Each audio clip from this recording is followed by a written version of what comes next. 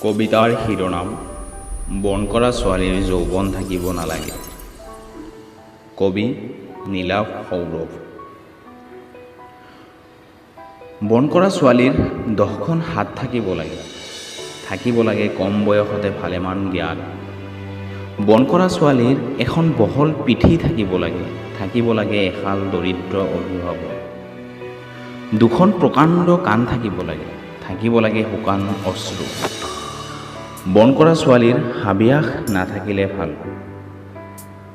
বন কৰা ছোৱালীৰ যৌৱন থাকিব নালাগে, মালিক মানুহবোৰ ভালেই, বন কৰা ছোৱালীৰ যৌৱনটোহে কাল।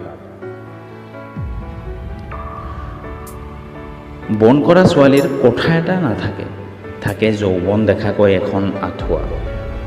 আন্ধাৰ কোনোবা এটা কোণত লুকুৱাই ৰাখিবলৈ বন কৰা ছোৱালীৰ যৌৱন থাকিব নালাগে।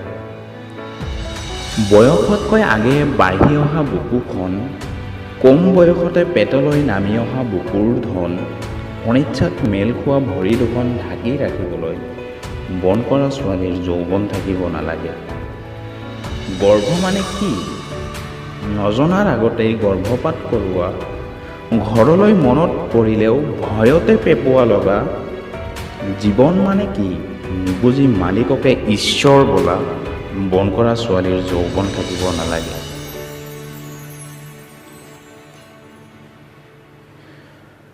মলিন বুকুত তেল চিকটি স্তনত যে বুৰ যাব মালিক, আন্ধাৰ খুপি খুপি যে সোমাই পৰিব ফেৰেঙনিত, তাই কি জানে?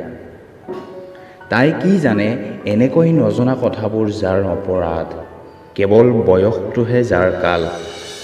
মালিকজন ভালেই, চাকৰিটোও ভাল, মালিকৰ মতে চলিলে কিহলৈ আকাল। মালিকনীৰ অলেখ জঞ্জাল, গতিকে বন কৰা ছোৱালীৰ যৌৱন থাকিব নালাগে। বন কৰা ছোৱালীৰ বিষ কোপ একো নাথাকে, আইন আদালত নাথাকে, থাকে কেৱল মাহিলী ধন তুলিব পৰা মাক বাপেক, মাহৰ মূৰত মাক বাপেকৰ হাঁহি মশসজ্জাৰ। সেই ছোৱালীজনীৰ যৌৱন থাকিব নালাগে। যৌৱন তাইৰ নচচা ফুল, জীৱন অস্পৃশ্য কুল। সহনশীলতা সুখ নহয় যাৰ, অসহন মানে শাস্তি অথবা বদনামৰ আধাৰ। যাৰ ভুলত বন কৰা ছোৱালীৰ পেটলৈ ভাৰ, সেই ভাৰ সহিও মালিকজন ভাল, তাইৰ যৌৱনটোহে কাল।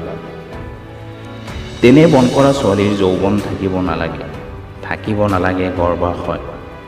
বন কৰা ছোৱালীৰ ডিঙি চেপা সহি মৰি যাব পৰাকৈ সাহস, গাত জুই লাগিলেও সহন কৰিব পৰাকৈ মৌনতা থাকিব লাগে। কেৱল আৰু কেৱল বন কৰা ছোৱালীৰ যৌৱন থাকিব নালাগে। ধন্যবাদ।